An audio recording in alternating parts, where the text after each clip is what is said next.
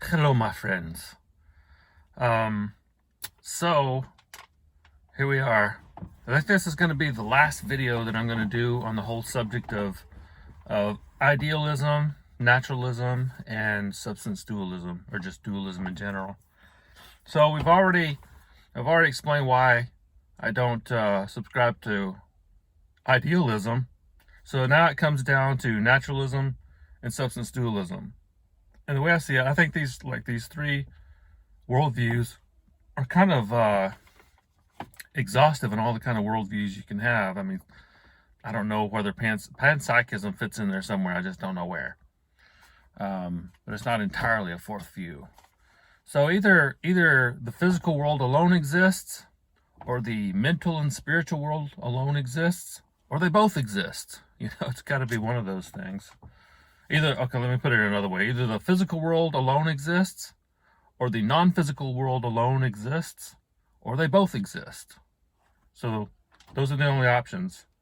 So if it's false to say that only the non-material exists, then it must be the case that either only the material exists, or both the material and the non-material world exists. So what I want to do in this video is I want to give some arguments that simultaneously are objections to the physical only worldview, and at the same time are arguments for the substance dualist point of view.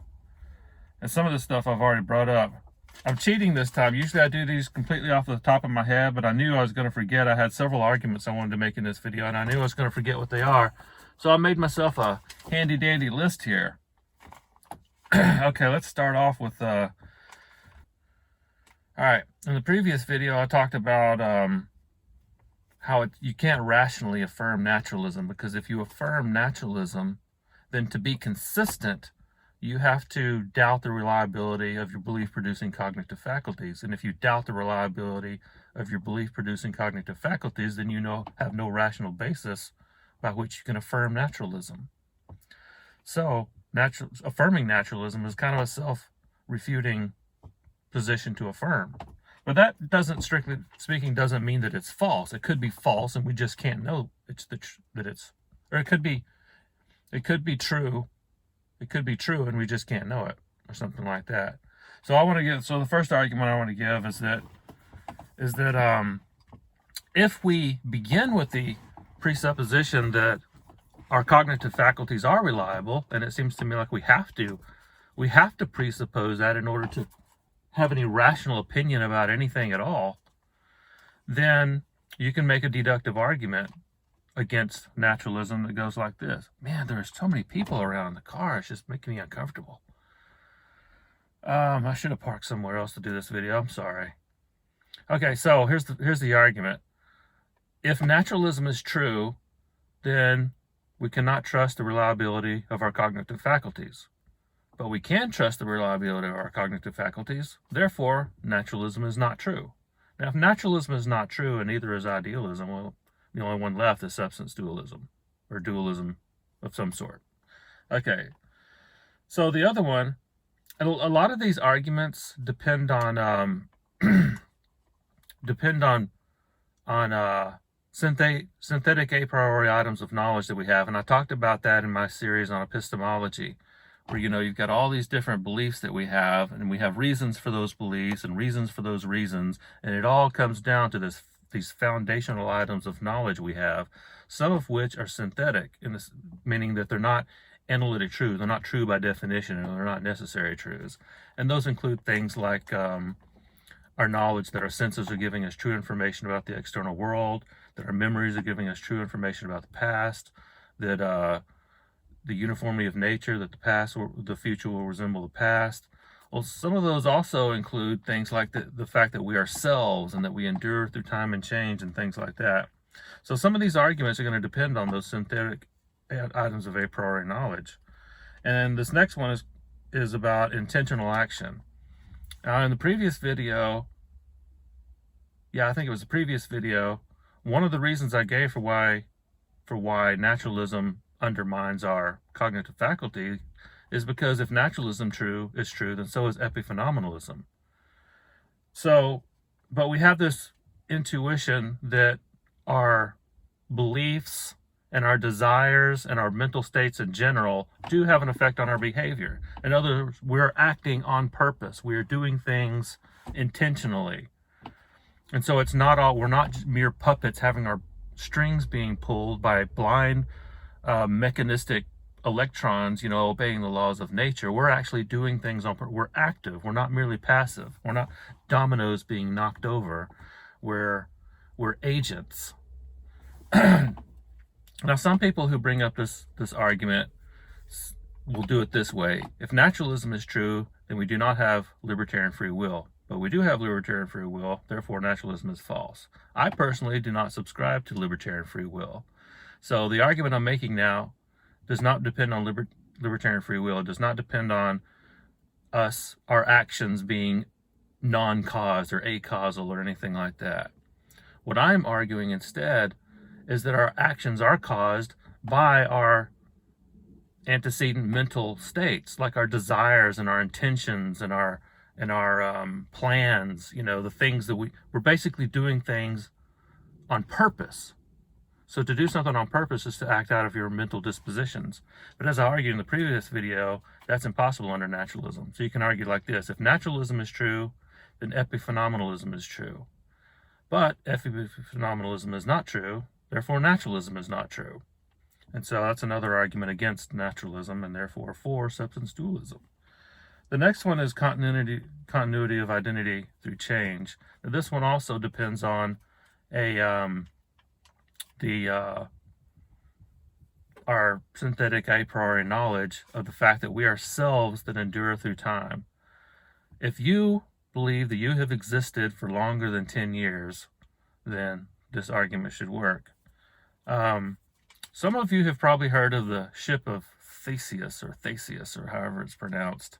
Basically, imagine you've got this wooden ship and it's getting old, so you start replacing parts. You replace, one of the boards on the deck, and then you replace a board somewhere else, and you just keep replacing these parts one at a time until eventually you no longer have any of the original parts. You've got all new parts. And so the question becomes, is this the same ship or is it a completely different ship since you have all new parts? Well, if all the ship is the sum of its physical parts, then if you replace all those parts, you no longer have the same ship. And the same thing with us. If all we are is physical stuff, then if you replace all the stuff we're made out of, then we no longer exist. And since, about every 10 or 15 years, there's a myth out there that we replace all of our cells or body parts or whatever within every 7 years. I looked that up one time because I was in a debate about this, and it turns out that's not really true. Actually, it takes a little longer than that. It takes like 10 or 15 years. And not every single cell in your body gets replaced. You have some cells in your eyes and some cells in your brain that never get replaced. But anyway, almost all of them get replaced, within about 10 or 15 years. So that means that if all we are is the sum of our physical parts, then we cannot survive longer than 10 or 15 years. So the you that exists now is not the same you that existed more than 10 or 15 years ago. But that is completely absurd, because if we really took that seriously, that would mean that you probably don't have any parents. You were never 10 years old. You were never born.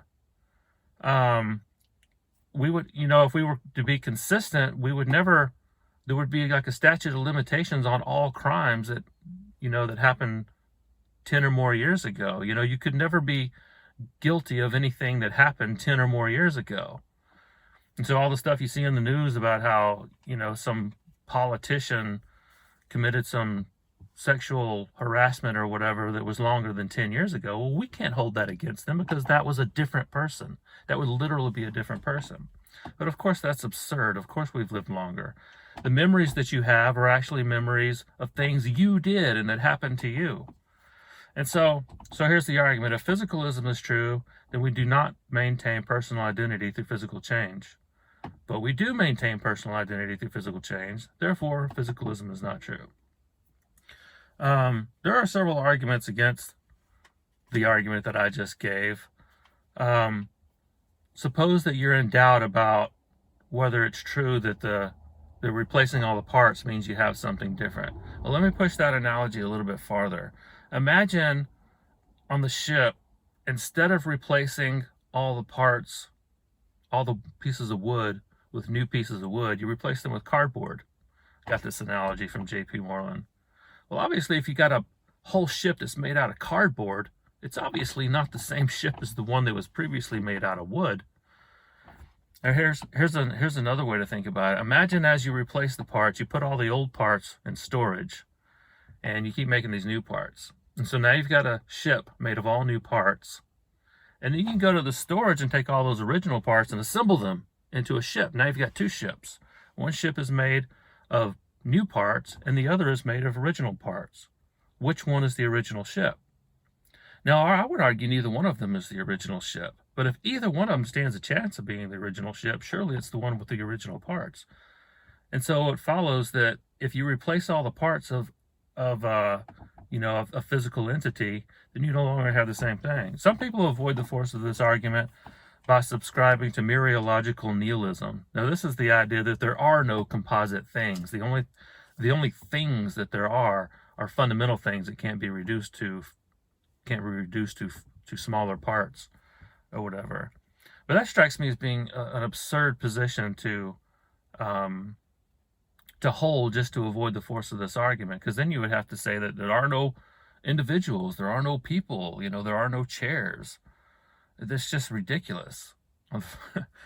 But anywho, there are other arguments against that, but I'm trying not to make this a marathon post. I have a lot of arguments to go through, and I don't want to go into a whole lot of detail about them because I don't want the video to be too long. I got 3 more to go, though. The next one is the irreducibility of subjective experiences. Let me explain this a little bit. So,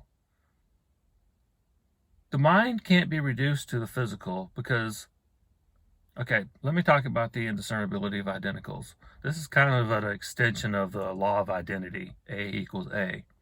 If Superman is the same person as Clark Kent, then whatever is true of Superman must also be true of Clark Kent, and whatever is true of Clark Kent must also be true of Superman. If there's anything true about one that's not true about the other, then they cannot be the same thing.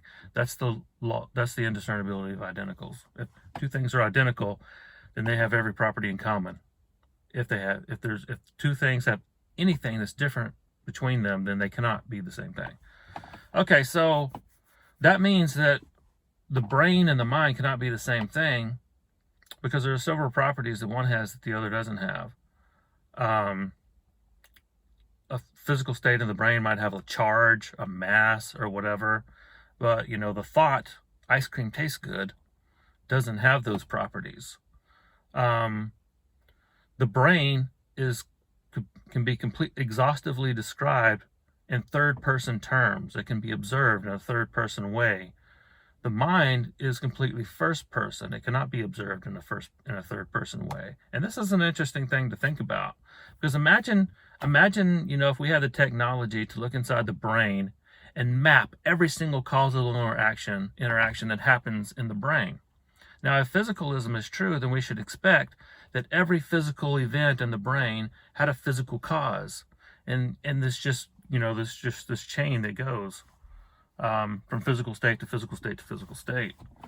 But if the mind had anything to do with what happened in the brain, well, since the mind is invisible, that means that we would see events in the brain for which appeared to have no cause, since the cause would be a mental thing and the mental thing is invisible. So that would be really weird. A brain scientist can look inside your brain and see all kinds of physical things happen, but he can never see, anything that's first person in there. And so that's another thing that they don't have in common. So you cannot reduce the mental to the physical. Mental states can't be described in physical terms. They're just categorically different. Excuse me. Well, I butt into this video. I was just in the middle of editing this video, and I wanted to mention a couple of other differences between physical states in the brain and mental states in the mind. One is that mental thoughts and beliefs and desires and things like that have what's called intentionality, and that means that they are about something. They're directed towards something else. I can have a thought about my cat, but physical states. I mean, you can't take a chunk of the brain and say this chunk of brain is about such and such, or that this particular firings of neurons is about something. And another thing is that like you can have a perfectly clear image, like if you're having a dream or something, you can have a perfectly clear image of green trees or red shirts, all kinds of things. But you can look inside the brain all day long and never see any of those images, because those images simply do not exist in the brain, and yet we clearly see them in the mind. And so there's another property that minds and brains do not have in common.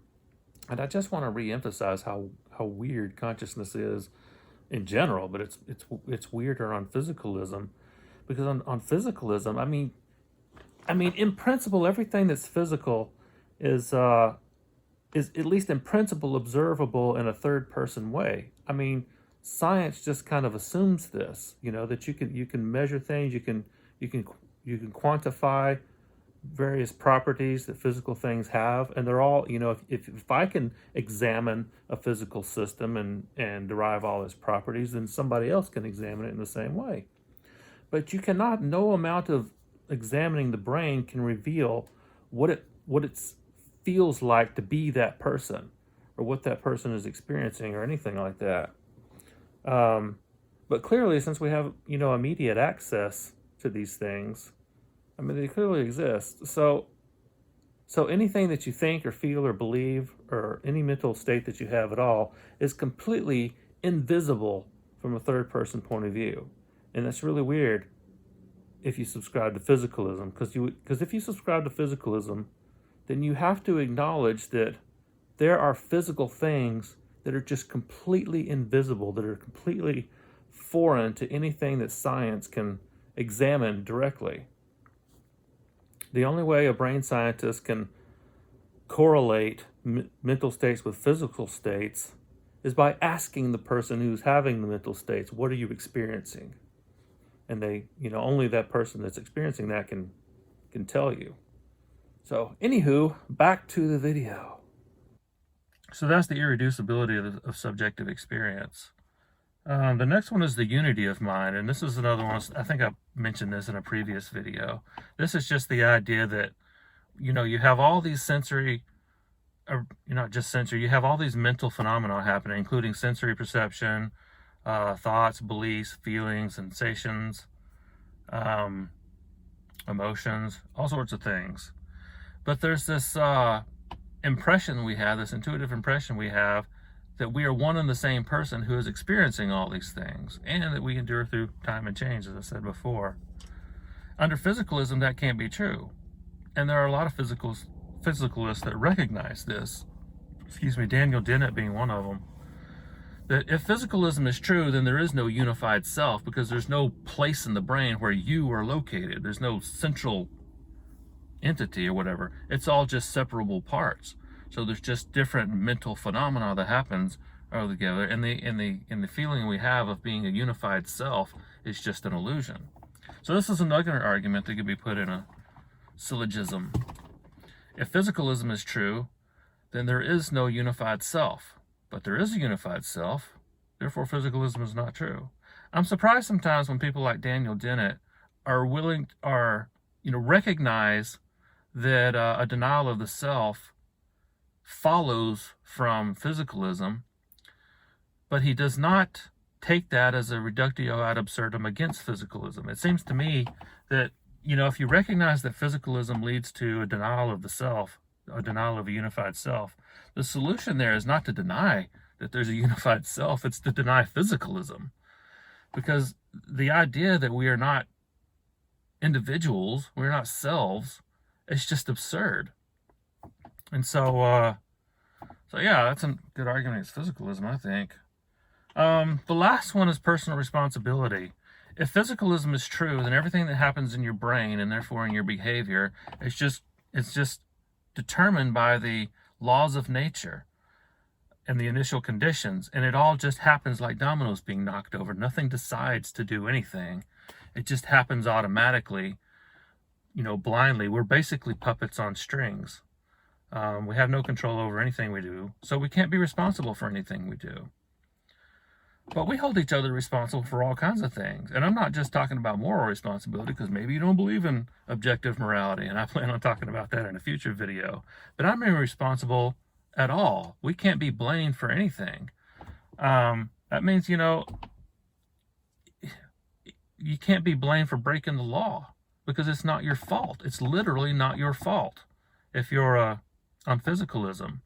But none of us can live with that belief, and I think we ought to just be honest with ourselves and say that we do blame each other for stuff. It would be hard to have a meaningful relationship with somebody if you didn't give them credit for the good things they did and blame them for the bad things they did, and there wouldn't be such a thing as forgiveness. There'd be no need to forgive anybody for anything, because nobody's done anything on purpose. Having somebody walk up to you and punch you in the nose and call you names is no different than a tree branch falling on you as you're walking under a tree. You don't blame the tree for that. It may make you mad that it happened, but you're not going to blame the tree for it. But if somebody comes and punches you in the nose, you are going to blame them for it. And you might as well be honest with yourself about it. You blame them for it because you actually hold them responsible for their behavior. You think they're culpable for their behavior. Well, if physicalism is true, nobody is culpable for their behavior. But obviously we all believe that people are culpable for their behavior, and that's true whether we subscribe to morality or not. Therefore, to be consistent, we all ought to reject physicalism.